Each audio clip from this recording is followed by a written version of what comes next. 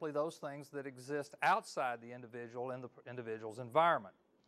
On the other hand, transformational leadership involves intrinsic factors which are influences on an individual's behavior that come from within the individual themselves. So that's the first major distinction we'd make between transactional and transformational leadership. Secondly, the situation can influence behavioral outcomes or performance. Several times the coaches mentioned to Rudy that the NCAA only allows 60 players to dress out at games. So if the outcome of Rudy's behavior was that he would be able to dress out in a Notre Dame game, there was a situational limitation. So quite often in our organizations, the performance of our employees is restricted by the facilities, by the equipment that they have, maybe by policies that are in place. So we see that even if a person has the skill, there are oftentimes situations that restrict performance. And then, of course, the third contributor to performance is effort, where the coach said if you tried as hard as Rudy, you'd be an All-American. So what we see is that skill, situation, and effort, all three contribute to performance. So it's important to note that motivation is not the only, and maybe not even the main factor that contributes to performance. Yet it was interesting that in the movie, people rewarded Rudy in various ways because of his effort. How would you describe the behavior of others toward Rudy as he sought to be on the practice squad, and then later after he had made the practice squad and sought to dress out in a game? Rudy was selected to be on the practice squad in spite of his lack of ability. There was a very pointed scene in which the coaches said, he has no ability. The other coach says, but he puts forth a lot of effort.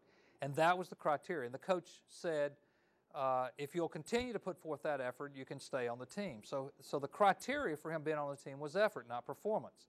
He was promised that he would dress out in a game in spite of the NCAA regulations.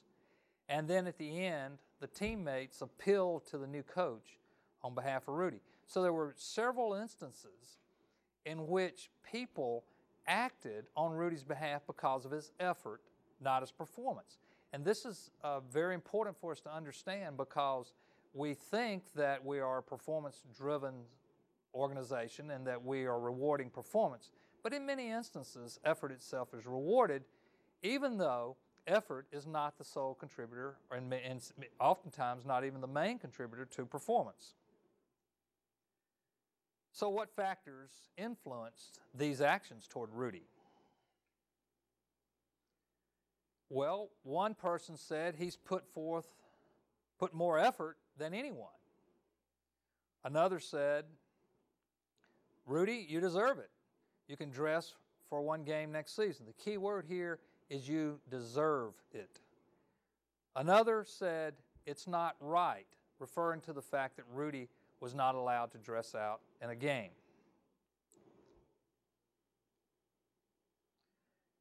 People rewarded Rudy because of the notion of equity.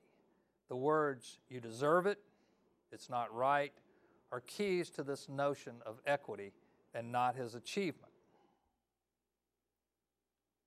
So what are some lessons that we learned from the movie Rudy? First of all, we learn that motivation must be related to a targeted behavior. It is not a characteristic of a person. Now, there may be characteristics of people that lend itself to certain kinds of achievement orientations over another, and we'll talk about that in session 2. But it's doing a disservice to an individual when you label that person as unmotivated. What we really mean when we say that is that person is not motivated to the behavior we're motivated to, or the behavior that we desire them to do. They may be motivated to some other behavior. So keeping this clear in our minds is very helpful for us as leaders as we attempt to motivate and affect our followers' behavior. Secondly, valence.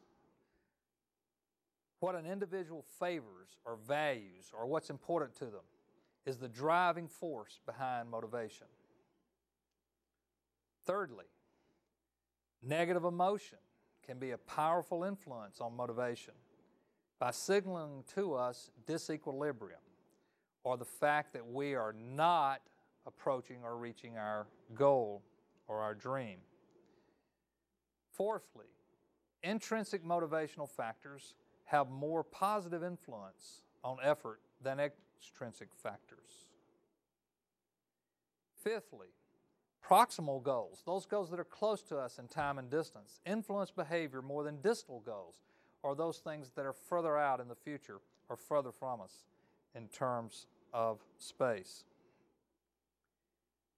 Visualizing one's goals enhances goal striving. We saw numerous scenes where Rudy strengthened his motivation by simply seeing some facet of what his dream could be. Next, we see that society values achievement against all odds, or the underdogs. Basically, society values high levels of motivation, maybe more than performance. And this valuing of effort finds itself in the judgments that people make about equity. What is right? What does someone deserve? And these judgments by other people affect their motivation to behave in a variety of ways. And lastly, effort, which is the outcome of motivation, is not correlated with performance on an interperson analysis. I try to illustrate this with my students a lot by saying, when I give an exam, to look around. Let's say we have 30 students, and I would look around at the end, after we'd given the exam, and we'd see the exam results. And I would say, if somehow I could magically capture the effort level of each student in taking this exam and rate that somehow, would I get a strong positive correlation between the effort exerted by the student and the exam grade? And without even much thinking, the students would say, well, not really. There's so many other things that would affect the exam grade, such as the students' raw intelligence is a major contributor to that. So we see when we look across a group of people that motivation, while important contributor to performance, is not the only and maybe not the main contributor to performance of individuals within a group.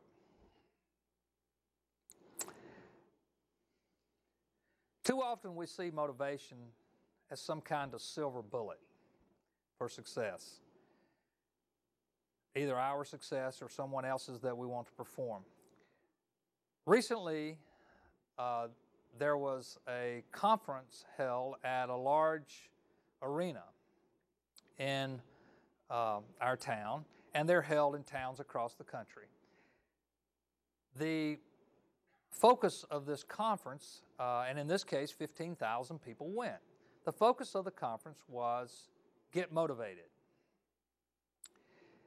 The idea here was that a boss could send his people, his followers, his subordinates to this conference, and somehow magically they would come back and be motivated. This was the headline in the paper. A single full-page ad for the conference. Get motivated. As if it's a pill you can take, or it's a quick solution or an easy solution to getting more effort out of your employees.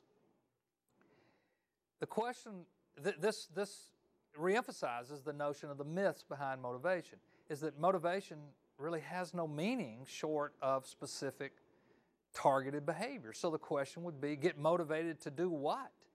And you can see that the byline on the headline says to increase your productivity and your income. So you might ask, or I at least asked when I saw this headline, is what is it about motivation this seminar is really teaching? What is it that you can go and get at a seminar or in reading a book that ultimately will affect motivation? What is it that we know or don't know about motivation that helps us understand the value or the impact of seminars such as this. Okay, go back. So we see these books and we see these seminars about motivation, and we look at what we learned from the movie Rudy through the lenses of the discipline of study of motivation, and we ask, what is the right way then to think about motivation?